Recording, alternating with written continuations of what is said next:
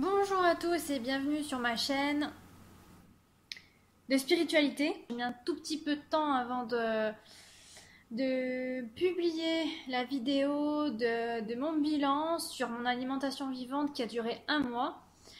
Mais vous allez voir à la fin de cette vidéo pourquoi j'ai mis un petit peu plus de temps. C'est une alimentation qui m'a convenu alors complètement.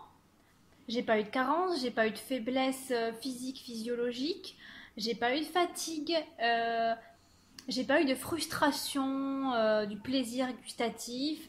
Au contraire, j'ai été, on va dire, redynamisée au niveau énergétique. J'ai été soignée un petit peu aussi, parce que quand vous passez à l'alimentation fruits, légumes, crus et cuits ou que crus, forcément ça va nettoyer cellulairement. Je n'ai pas perdu de force musculaire, j'ai été beaucoup plus endurante aussi. J'ai fonctionné en plus en jeûne intermittent, donc il y a eu des moments où je ne mangeais pas, c'est-à-dire que je mangeais de midi à 16-17 heures et tout le reste du temps j'étais à l'eau.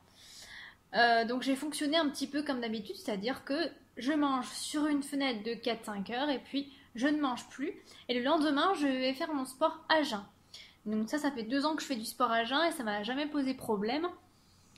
Et ça ne m'a vraiment pas posé problème non plus en cru. Une expérience qui m'a fait du bien et qui m'a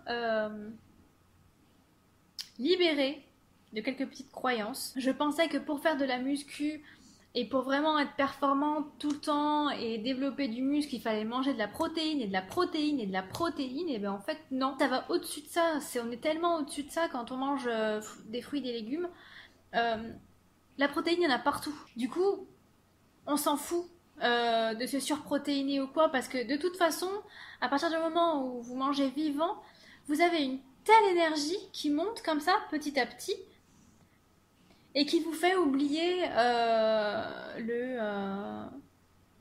l'importance, je vais dire l'importance, de se surprotéiner pour développer de la masse musculaire. Parce que dès lors où on mange des fruits et des légumes, tout le temps, on change un petit peu d'état d'esprit et on devient plus sain. On devient plus sain physiologiquement, physiquement, émotionnellement, mentalement. On passe à un autre niveau. Et on se dit, en tout cas c'est mon cas, je me suis dit, mais pourquoi tu veux prendre de la masse musculaire? Pourquoi? Est-ce que toi c'est ce que tu veux? Non, je veux être musclée, je veux être dessinée, mais je veux surtout être sèche. Et donc, je me suis dit, mais jusqu'à présent, tu voulais prendre de la masse musculaire, mais c'était pour plaire alors. Et donc, au fur et à mesure que les jours ont passé, que les semaines ont passé, à un moment donné, je me suis dit, mais non. Laetitia, t'es bien avec cette alimentation, elle te donne beaucoup d'énergie, elle te donne de l'endurance, tu n'as pas perdu en force, ça veut dire que tu peux évoluer musculairement. En sport, en muscu, tu peux évoluer. Et effectivement, j'ai vu des gens qui avaient évolué en étant vegan, en étant crudivore, qui avaient énormément de force, qui avaient le muscle très dessiné. Donc tu peux évoluer normalement. Et en plus, tu vas être sèche et tu vas être agile. Légère, agile, pleine d'énergie, pleine de vitalité. Donc c'est tout bénef. Et j'ai appris, pas dans les débuts, mais j'ai appris à fonctionner de manière intuitive. Au début, j'ai essayé d'aller chercher des informations sur Internet qui allait me diriger sur le nombre de calories, sur le plus fruits ou plus légumes, sur quel type de fruits consommer pour ceci ou pour cela. C'était assez compliqué en fait, toutes ces informations. Ce qui est normal, c'est d'aller chercher des informations sur le net pour se documenter à minima et pour essayer de faire le moins d'erreurs possible. Ça, c'est le cerveau humain qui est comme ça. Le seul problème, c'est que lorsque vous allez sur Internet, vous allez trouver un flot d'informations, une montagne d'informations qui se contredisent. Donc, au final, vous êtes là et vous êtes complètement paumé. Donc, par rapport à ça, moi, je conseille un truc, c'est d'aller chercher, oui, si vous voulez, si votre mental le veut, d'aller chercher des informations sur l'alimentation, mais de prendre uniquement celles qui résonnent en vous, celles qui vous parlent. Et moi, ce qui m'a parlé le plus, à un moment donné, c'était l'alimentation intuitive. l'écoute intuitive. C'est-à-dire que lorsqu'un professionnel de santé, lorsqu'un parent, lorsqu'un professeur ou lorsqu'une émission me dit tu dois consommer 2000 calories par jour, parce que c'est l'apport calorique pour les femmes, 2000 calories par jour. Mais qu'à côté de ça, mon corps il me dit non, ne me donne pas 2000 calories, ne me donne même pas 800 calories et donne-moi que des fruits. Ben, qu'est-ce que j'écoute? J'écoute l'extérieur qui m'a dit fais ci et ne fais pas ça, ou alors j'écoute mon corps. C'est une question essentielle, c'est une question importante. Parce que je remarque une chose, c'est que les gens sont paumés. Ils demandent toujours qu'est-ce que je dois manger. J'ai telle maladie, qu'est-ce que je dois manger? En quelle quantité? Est-ce que je fais du jeûne? Est-ce que je fais pas du jeûne? Ils sont paumés les pauvres. Parce qu'il y a une multitude d'informations qui circulent sur le net. Elles sont tellement différentes que à la fin, on ne sait plus quoi faire. Donc le meilleur moyen, et ça je le dis tout le temps, c'est d'expérimenter comme ça, petit à petit, en ne vous mettant aucune pression. C'est juste laisser faire, s'écouter. C'est pas grave si on fait des erreurs, c'est pas grave si on tombe, on se relève. Et c'est pas grave si on retombe, on se relève encore. Et quand on tombe, on apprend. Et quand on se relève, on a de nouveaux objectifs, de nouvelles prises de conscience, etc., etc. Et c'est comme ça qu'on avance et c'est comme ça qu'on évolue et c'est comme ça qu'on trouve sa propre vérité alimentaire. En tout cas, moi, c'est ce que je conseille parce que je vois pas d'autres solutions. Tout le monde a une intuition, tout le monde a des guides. Moi-même, mes guides m'ont accompagnée durant ce mois vivant. Et ils n'ont fait que me répéter de manger des fruits.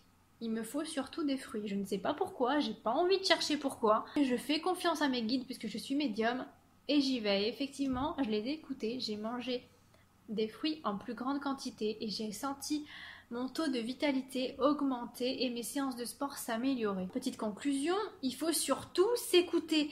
Écouter l'estomac, écouter les intestins, écouter les organes et non pas écouter les pensées et les émotions. Parce qu'on mange par compensation émotionnelle. C'est ça à 99%. Alors il y a des gens qui me diront non, c'est pas vrai, je mange parce que j'ai faim. Non, tu manges pas parce que tu as faim. Tu crois avoir faim, mais tu n'as pas faim. C'est tes émotions qui te font croire que tu as faim. Parce que si tu mets toute ta conscience dans ton estomac et tes intestins, tu vas les ressentir encrassés et pleins. Et tu vas les ressentir aussi en besoin de nettoyage. Donc, il faut se faire confiance. Quelle que soit l'alimentation, quel que soit le chemin qu'on prend, il faut se faire confiance et il faut s'écouter. Il faut savoir une autre chose aussi, c'est que ce type d'alimentation, c'est une alimentation qui se rapproche beaucoup plus de votre essence, de votre soi, de votre nature physiologique, énergétique, divine. C'est une alimentation qui se rapproche de la connexion à la terre, de l'ancrage, du développement personnel, du développement spirituel, puisque vous touchez à des aliments vivants, qui n'ont pas été transformés, qui proviennent de la terre, de notre planète, qu'on trouve partout. Au moment où vous les mangez, vous vous rendez compte que vous vous sentez tellement mieux, après avoir mangé des fruits et des légumes. Faites la différence. Essayez vraiment de faire la différence comme ça et d'écouter votre ressenti. Vous mangez un plat de viande, comment vous vous sentez après? Vous mangez du sucre industriel, comment vous vous sentez après? Ah, et maintenant, si vous mangez un petit bol de fruits, bananes, fraises, avec des petites pêches et du citron, imaginons, comment vous vous sentez après? Donc c'est ce ressenti-là qu'il faut écouter. Et enfin, il y a quelque chose qui est extrêmement important. Je ne pensais pas que j'allais en arriver là, mais lorsque j'ai terminé mon mois vivant, bon déjà j'ai eu envie de chocolat, pommes de terre et soupe de légumes. Je ne sais pas pourquoi. J'ai ressenti que c'était comme une sorte de consolation, de réconfort, de sécurité à avoir après ce mois un petit peu intense quand même pour le corps. J'ai été à ces aliments-là pendant 4-5 jours. Et puis il n'y a pas très longtemps, je ne sais pas pourquoi, j'ai décidé de manger un plat de pâtes blanches. Je ne mange jamais de féculents raffinés. D'accord ? Mes féculents à la base sont toujours avec de la farine complète. Mais là, je sais pas pourquoi, j'ai pris des pâtes blanches et au moment de prendre la première bouchée de pâtes blanches, je me suis sentie tellement mal, mais tellement mal, physiologiquement lourde, physiquement lourde, mais c'est surtout sur le plan émotionnel et mental que ça a joué. Toute l'après-midi, j'ai été triste et en colère et j'ai même pas compris pourquoi. Je me suis dit, mais c'est pas normal, t'as mangé des pâtes et là t'es comme ça, on dirait une dépressive. Enfin, vachement quand même interpellée. Donc je me suis dit, je vais quand même aller poser la question sur un groupe qui est assez particulier, je vous en parlerai dans d'autres vidéos. Mais c'est un groupe de personnes qui font beaucoup de jeûnes et tout ça, et qui ont une alimentation vraiment très très saine. Donc je leur ai posé la question, je me suis dit, mais est-ce que les féculents, ça rend triste et en colère? Et on m'a répondu que les féculents, c'était des aliments dépressionnaires. Ça agit un petit peu comme de la colle, et c'est vraiment le ressenti que j'ai eu. Hein. Au moment de manger les pâtes, j'avais l'impression que j'avais englué mon système, englué mon cerveau, et ça agit un petit peu comme ça, ça vient coller, polluer le mental, les émotions, vous voyez, tout colle en fait, et vous avez tout de suite, à la seconde où vous avalez vos pâtes, vous avez des émotions noires, des pensées noires, pas suicidaires, attention, je vais pas aller jusque-là, mais beaucoup de tristesse, vous savez pas pourquoi, de la colère, un ras-le-bol, je vais pas y arriver, je suis pas capable, ça sert à rien, ça avance pas, etc., etc. Et puis le lendemain, ça allait mieux. J'ai développé une écoute au corps qui est tellement aiguisée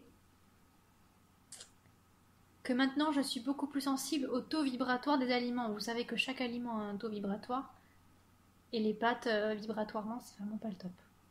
Et mon corps est sensibilisé justement à ça. Et je vous cache pas que je vais repartir sur des fruits et des légumes dans quelques jours. Et puis peut-être que je vous ferai un bilan de 3 mois de cru, de 2 mois de cru, j'en sais rien. Mais en tout cas, ça a vraiment changé quelque chose. Et je me rends compte qu'on ne peut pas manger tous les aliments non plus. On peut vraiment pas... on peut pas se faire du mal comme ça. Il faut vraiment, vraiment, vraiment être conscient de ce qu'on est, de ce que les organes veulent et des réactions physiologiques, organiques de chaque aliment en soi. Voilà. Donc si cette vidéo vous a plu, je vous invite à vous abonner et puis moi je vous fais plein de bisous et je vous dis à bientôt.